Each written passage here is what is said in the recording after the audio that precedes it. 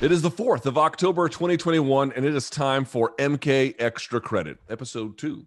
Hello, everyone. My name is Luke Thomas. I am your host for this podcast, but one half of the normal, the big MK. This is our little mini podcast we do on Monday evenings to get to the fights from the weekend that we didn't get to on regular MK. We'll put the link for regular MK in the description box and everything else, but this is a, well, for now, MMA specific, certainly, and for today, we're just going to get to all those fights. Like we didn't get to Niko Price. We didn't get to Alexander Hernandez on regular MK. We'll do it here. First things first, give the video a thumbs up, hit subscribe. We appreciate you helping us with the name. We appreciate you guys watching this, and we only have 30 minutes or less to do this, so no time like the present. Let's get things started. Now, first, a bit of sort of a note about what I'm selecting. I'm not opposed to picking in fights from LFA or some other interesting regional shows if they're really, really relevant title fights or for some other reason worth paying attention to. But as a rule, I'm not going to go through that kind of stuff. We don't have time for it. So Cage Warriors, they did have some interesting things going on, but nothing really stood out this particular time. But I'll always keep my mind open. Bellator, kind of the same thing. They did have Lima versus Douglas 2, but we got to that on regular MK, and the rest of the card, frankly, is not really worth any broader examination, I don't feel like. So let's stick with the UFC card. So this of course, was UFC Fight Night, Santos versus Walker. We know the story. It was at the Apex and everything else. On regular MK, we got to Santos versus Walker, and we got to the Holland and Dawkins situation. So we start just below that with Niko Price taking on Alex Oliveira. Niko Price wins 29-28, 29-28, 29-28. A decision. He picks up 2 of the 3 rounds. I think he won the first round where he was able to get a takedown and for the most part control on top. Second round, it was a little bit different. He actually spent some time underneath and was kind of outstruck on the feet, although that was a common condition in all 3 of the rounds. And in the third round, got outstruck in the beginning, kind of pushed a closer fight in the middle, was able to get on top with like a minute 30 or so left. I could be wrong about that part, but with a decent chunk in the round left. To me, it was pretty close. I actually thought Oliveira did more damage on the feet to negate what had happened a little bit later in that fight. I thought Oliveira probably, I'm not going to say deserved the nod. That's maybe a strong word, but could have gotten the nod, wouldn't have been all that unjustifiable. But in the end, Niko Price gets it done. And what was interesting was I think both guys were actually trying to be. It foreshadowed what Santos and Walker ended up being. Now, Price versus Oliveira was much more action packed than that, but it had a similar kind of, at least early and throughout certain parts of it, restraint where both guys were trying to fight to the best of their disciplined abilities, which meant dialing back some of their offense to keep their defense alive. It really is an illustration about people who are able to incorporate defense into their offense more nimbly or vice versa, however you want to see it, and what dividends that pays. I don't present it to you to be an easy problem to solve, but one that does appear quite regularly when you watch high-level MMA. Even with those pros, they have a hard time incorporating the two together. They have to kind of go back and forth. An extreme example of that would be Yoel Romero in the Luke Rockhold fight. That's a completely extreme example, but you get the idea. A little bit of that, but it was a nice showing by Niko Price. Still some issues at range. He was surprised a lot of times with some of the punches and some of the setups that Oliveira was using, but in the end, there was a little bit more just, I think, effort exerted. They were reasonably close in ability. And Price, I think, stepped on the gas a little bit more. To me, is a bit of the explanation there. Krzysztof Jotko at middleweight takes on Misha Cirkunov, who was making middleweight for his debut. Of course, previously a light heavyweight. He wins via split, 29-28 on 2 of them, and then won the other way. So 29-28 for Misha Cirkunov. I can understand Cirkunov taking a round, and he was certainly diligent about trying to take the fight there. But this was... Sometimes you can see a situation where a guy or a lady drops or changes weight classes and it can pay real dividends, right? It can pay, like if they were cutting too much weight and they move up, they're healthier, they hit harder, their chin's better. It's just like, oh my God, why weren't they there this whole time? Or in the case of someone like Jared Cannonier, he was like, maybe you could be a little bit trimmer. Let's see what that would do. And then they got him all the way down to middleweight, right? Because he started at heavyweight. They got him all the way down to middleweight. And they're like, wow, dude, like he's really athletic and nimble and fast and hard hitting and strong at this weight class. But it took some time to be able to get the person in a space where they knew that was optimal for them. The point I'm trying to make here is I didn't automatically think that Cirkunov going to middleweight posed no benefits, but I kind of wanted to see what happened. And DC kind of addressed it. I don't think he got a lot out of it. Like, I think he thought it was going to really help him in the grappling department. And I'm sure it did on some level. I don't think it was like did nothing for him, but it wasn't obvious. Jocko looked like he was dealing with a strong, but another middleweight. It didn't look like, he could. Sometimes, Holloway will go up against somebody who's 145ers who are maybe a little bit small for the weight class, and he just towers over them. And that's, he's still thin, but still, like, you can see this difference in the stature of opponents within the same weight class. He didn't really get that here. And for Jocko, I thought he looked, he didn't wow me necessarily with his volume or any particular one thing he was doing, but he had good footwork. He had good timing. He had great takedown defense, and the fact his takedown defense, I mean, his down blocking was really good, right? He was able to hit his sprawl with his hands planted before Cirkunov could really ever make any kind of contact with his hips. This happened over and over for the most part. I mean, obviously exceptions here or there, but he did a great job with his down blocking. And to me, what it looked like with Cirkunov, and this is why the weight class change didn't really matter. Again, sometimes a weight class change up or down can solve a big problem that somebody has. But in this particular case, it looked to me like he just had a hard time setting up anything beyond a single or single double shot, like a jab, cross, hook. I don't think I ever saw a jab, cross, hook out of Cirkunov. I think I saw a lot of like, the striking either seemed limited on purpose or by consequence of that's where he is at this level, or it was intentionally dialed back just to sort of aid the grappling and range management portion of the fight. But in any case, it wasn't very lethal, and because it wasn't very lethal, that didn't help the wrestling, right? So the problems all kind of compounded and formed a sort of a circular chain, kind of. He needed to be more dynamic with those in order for the striking to be playing a role, but the striking didn't play a role because it wasn't more dynamic, and it goes back and forth, right? So, but the weight class change that's not something you can fix. Like, if you can't open up and or if you can't create more openings, standing across from an opponent for either the striking or the grappling, it's hard to know what the weight class can really do for you, even though it is, 20 pounds can be obviously quite significant. Anyway, it was a nice win by Jocko. Didn't like blow me away, but I would say a veteran, solid, well-schooled performance. He looked good. This one was really interesting. Alexander Hernandez at a catchweight of 158 because his opponent, Mike Breeden, did not make weight. Dude, Alexander Hernandez, so he comes out and is a victim of his own success, beating Beneil Dariush and Albin Marcier. And he just looked like a world beater. He's physically looked strong. He had knocked out Dariush and had out wrestled Albin Marseille, who's a big lightweight.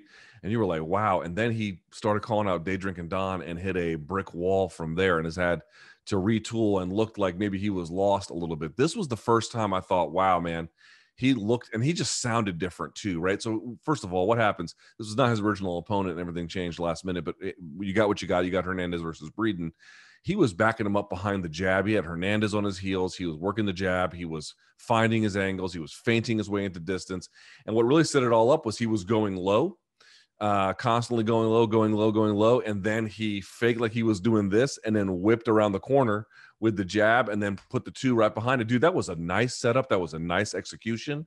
He didn't rush it. He played into it directly. Was this the most primed opponent, the best guy on the roster he could have beaten? Not necessarily, but Mike Breeden is a good fighter. Even under these circumstances, he is not to be just dismissed as a nobody. So for Hernandez to set it up in the way that he did and then execute in the way he did, this is the first time I was like, wow, dude, okay.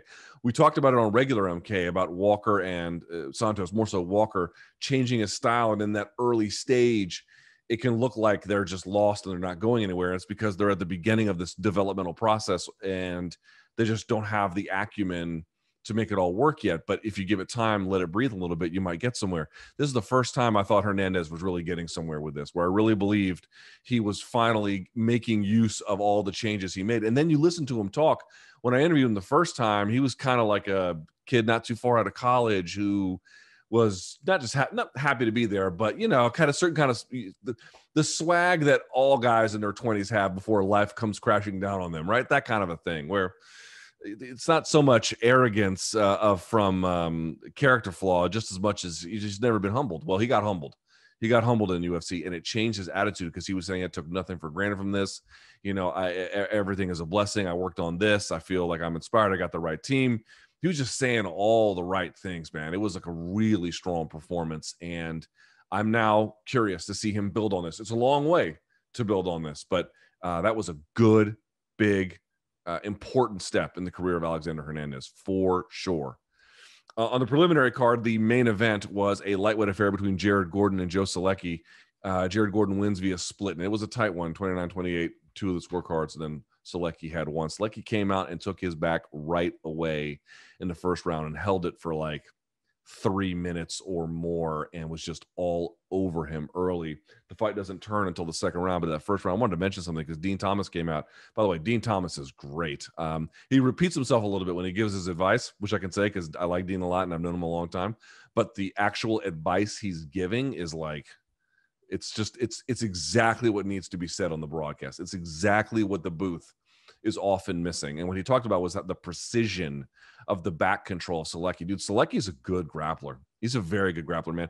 He was working from the back, and it just shows you like how advantageous the back can be because he was able to keep if you think about how Gordon got out of it, it took him 3.5 minutes, basically, something like that. And it was expertly done, but it was not quickly done. Solecki was up against the problem that John Danaher has identified, that one of the issues with back control is that if you're attacking from the back, you are essentially outnumbered because while one arm has to go to attack the throat, it doesn't have the other hand has to essentially not fight two at the same time. There can be ways to rig it, but you get the idea. You are outnumbered, right? And so that's why you see a lot of the Danaher guys, they solve that problem a number of different ways. One of the ways they solve it, and BJ Penn did it earlier, they're not the only ones, but I bring it up because they talk about it, is you bring the leg over the top on one side, obviously to control the other limb. So now it's an even fight, right? So now it's arm on throat, hand on hand, and now you don't have to worry about the extra appendage. He was never really able to get there because I think in MMA, controlling up at that way or around the waist is just much more at a premium. Could be wrong about that, not so sure. But in any case, he was kind of up against that. So Gordon was just incredibly patient the whole time and able to make the situation work. The thing I'm pointing out about Solecki is that everything he did was really, really precise. And Gordon was able to expertly get out, but even expertly escaping the back took him 3.5 minutes. Like, it's not quick. You can get out of the back without too much damage happening to you. That is possible, but it's probably not going to happen very fast against an operator, the talent of Joe Solecki. So he found himself there just stuck for that entire time. But dude, it was so funny. The fight turned at 2:30 of the second round and ended up going the distance. So what does that mean? The fight turned at the literal halfway point in terms of the time of the fight itself, where you see Solecki trying to go back to the takedown, not really able to get it. And then Gordon has a whizzer kick, hits it through. Uchimata hits it through. And then you see Solecki plant his hands. Gordon goes to get on top, and then Gordon switches him another direction and plants him on his back. And from there, he ran out the rest of the round. They struck it out on the feet. Again, Solecki had some nice punches, but it looked like Jared Gordon had just a little bit more push when the fight needed someone to kind of take it by the back of the neck. This is what coaches mean when they talk about, who wanted it more. And that often sounds like, well, dude, they both want it. Right. But sometimes the talent level can just cancel a lot out where, obviously Solecki's better as a ground operator than Gordon, but Gordon, it might have some veteran sense about when to go, when to push, good defense. But neither guy had really put the stamp on the other one, although positionally Solecki had done quite well. In that third round when they were exchanging, it just needed someone to go a little bit more. And that's what it means, just sort of pursuing it in that particular way. When all else fails, all you kind of have left is will. Will won't get you enough. Will is not enough to win championships, but by itself. But will, as a last resort against someone else, and that's their last resort, can be quite powerful. At women's flyweight, Casey O'Neill defeated Antonina Shevchenko at 4:47 of the second round.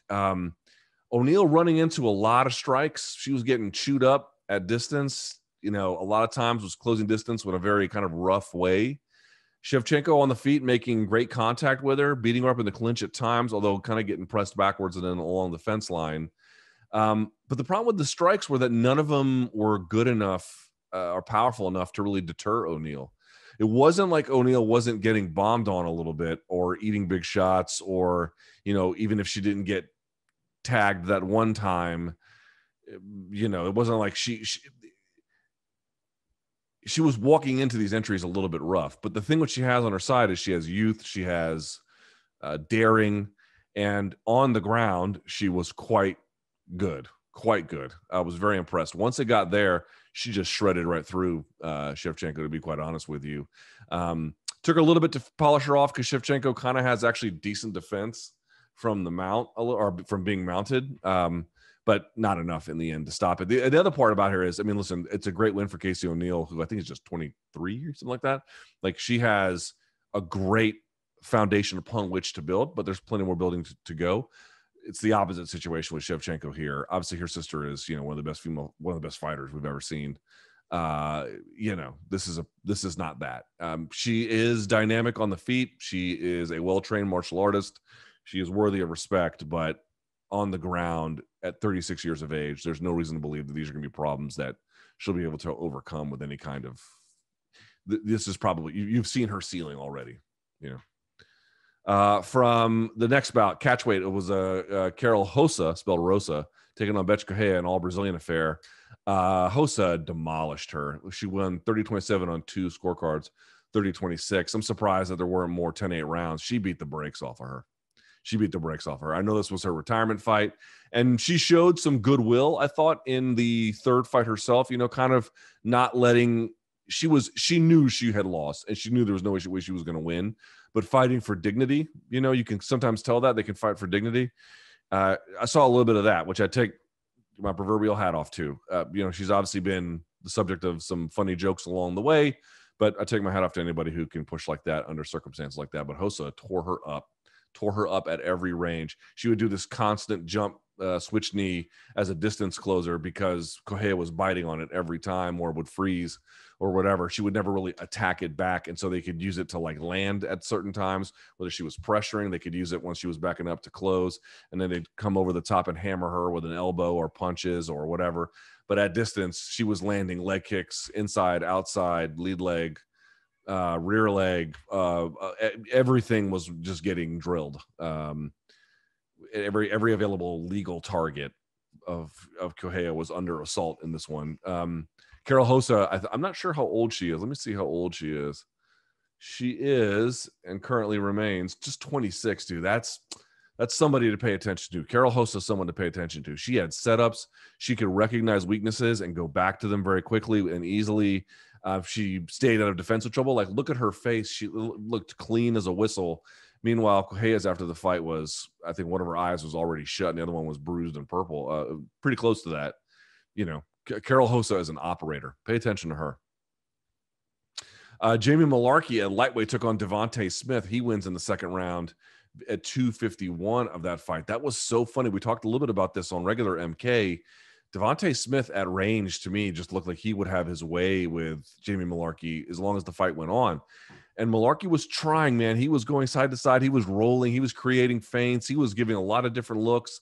He always looked like though he couldn't really gauge the distance or commit enough. If you go back and look, especially when like 2-punch combos, he would throw 2-punch combos and they would miss by about 4 to 6 inches, something like that. Like they're not, well, in the case of the 4 inches, they're not like super far away, but they're not. Maybe it's a little bit more like 2 to 3 inches, I think is a better way to put it.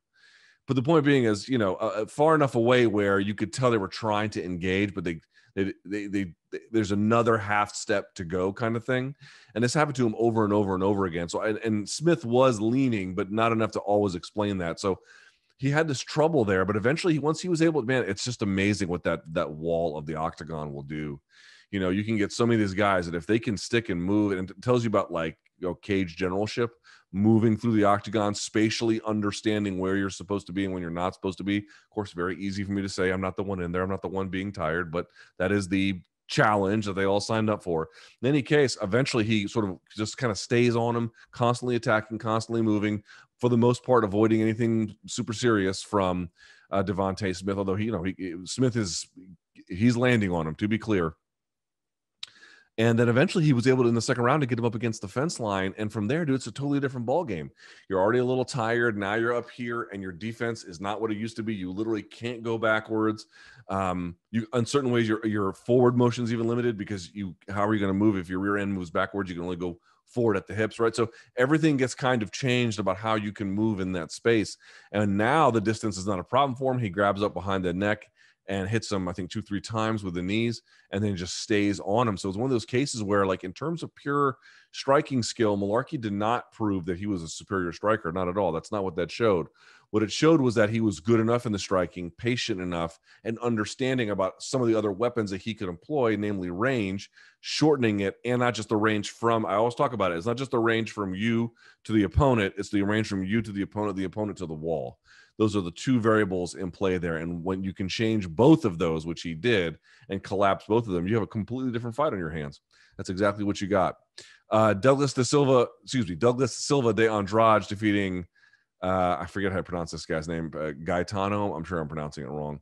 Perello. I forgot. I didn't hear them pronounce his name, so I don't know how you pronounce it. I kind of skipped right to the fight itself. This guy, I don't know what happened there where Perello, he tried to sort of skip feint almost his way into range, and then but doing it like way inside of the range. He got picked off, just moving right inside with his hands down. I didn't really understand it. And that dude De Andrade is built like a ninja turtle. He is that dude looks strong. And he cracked him with a shot coming in. That was all it took. 204 of the first. Nice punch. From Switzerland, Stephanie Egger beating Shanna Young via TKO elbow. Could be a bit of an early stoppage because what you see is Young grab her face and turn away. So I could see why the referee stepped in, but she was still wrestling with her legs and still kind of inverting to protect herself. So like, it's a bit of an early call. But Egger, this one was not super interesting on the feet. Egger, interesting in the sense that she's a judoka. You can see her going for collar ties, trips, 2 times getting the throw, and by the way, not just good about getting the throw, but then not ending up in scarf hold, which we'll talk about with the last fight on there, right? Where your chest is facing their face and you have their arm and then, or there should be their arm and then their head, rather than being on top and side control where it's chest to chest or, something usually approximating that. Because if you don't have that underhook on the far side or some kind of ability to keep the chest down and you're around the head, if you are not careful, they can come out the back. There's lots of things that can happen. You can get rolled over. But judokas are actually they call it scarf hold. They're very good from that position. She wasn't able to finish the fight from there, but you could just tell on the ground she was just much more physically dominant. Young was trying to do her best to create space or whatnot, but it just wasn't there. Again, if you can maybe argue that it was a little bit early with the stoppage, but in any case, nice win by Stephanie Egger. Last but not least, Alejandro Perez defeating Johnny Eduardo from scarf hold. An armbar. It's an armbar with your legs, and there's different ways you can do it and set it up. But I thought he was en route to getting beaten up in this fight. Perez started in this rocking motion that you thought might be there to like loosen up, like they'll start with an obvious motion and then use that to like, get going with all the other stuff they're doing. No, he just kept doing it. He just kept rocking side to side in a very rhythmic way where I'm like, dude, you're going to get timed doing this. And several times he did because he just kept sticking to it. I wonder if that's something he did because it helps him get his mind right about where defense needs to be later. Like if you do that practice early and you don't get knocked out, you'll do it just enough later where it won't be so rhythmic. It'll actually be helpful, right? Kind of like muscle memory. I don't know if it's that. I don't know if he was nervous. I don't know what that was, but it was not doing him favors early. In any case, not really why he won the fight. In fact, he nearly lost it several times. I thought he was getting chewed up on the feet a little bit personally. He was kind of in it, but he had a bad several moments on the ground, taking it back to the ground, didn't do a whole lot with it, but eventually finds himself on the ground later in the second. There was 3 different parts where they went to the ground. There was one where he had, I think, his back taken for a while too earlier on. Eduardo was clearly the better of the two positionally on the ground. But dude, here's the funny part about it, man. You had Perez find his way to scarf hold. And then, when he hit it, you can watch him crank the arm. I think it was the far side arm and the head at the same time as soon as he wraps it up with his legs. Dude, that is something I guarantee you his training partners have said. I mean, listen, if you hit something in an MMA fight, chances are you hit it in the training room all the time anyway. It's like the chances that would be the first time you do that would be almost impossible. I'm sure it's happened, but not impossible, but extremely rare. Most of the things that people hit are the things they have comfortability with, and that comfortability is driven by repetition. Anyway, you get the idea. Still, that's one of those arm bars that, you know, you can get it once on your training partners, maybe even twice, but it's gonna be hard to get it on 3 times because they're really gonna know. It's something it's not gimmicky because it really comes from judo, but in the modern MMA sense, especially on the men's side, you don't see a lot of that because you don't see a lot of those head and arm throws to that kind of portion of attack. So I guarantee you, what I'm trying to make is if Eduardo trained with Perez, he'd probably never get it. But because he just wasn't thinking about it, because people just don't go for that kind of thing too often in the gym, he just kind of had loose defense in that moment. I mean, it doesn't take much for someone. You could tell Perez knew exactly how to crank. He knew exactly how to pull. He knew exactly what he was doing in that moment. So just one of those things where, again, a low percentage submission, having a couple of those in your repertoire can be beneficial. You're not going to, you know, it's not going to be the reason why you win titles. It's not going to be the reason why you're the number one contender. But especially in a fight where if it had gone the distance, you probably would have lost. What I was going to say was an ace up your sleeve with that sort of low percentage submission from a perfectly reasonable position, but one that people just don't really focus in on the training room because it's just not a thing that you would spend your time doing ordinarily. Even that will help you win UFC fights. Yeah. Okay. By the way, your fight of the night, there was no bonus awarded. So performances went to Casey O'Neill, Jamie Malarkey, Douglas Silva de Andrade, and Alejandro Perez. So congrats to all of them. Thumbs up on this video. Like it if you'd be so kind. Yeah, MK Extra Credit, episode 2. Tell me what you liked and what you didn't like. What was your favorite fight from the weekend? What was your favorite finish? Give us the feedback. Let us know. My name is Luke Thomas. I'll be back on Wednesday for the next episode of Formal MK with Brian Campbell. And until then, enjoy the fights.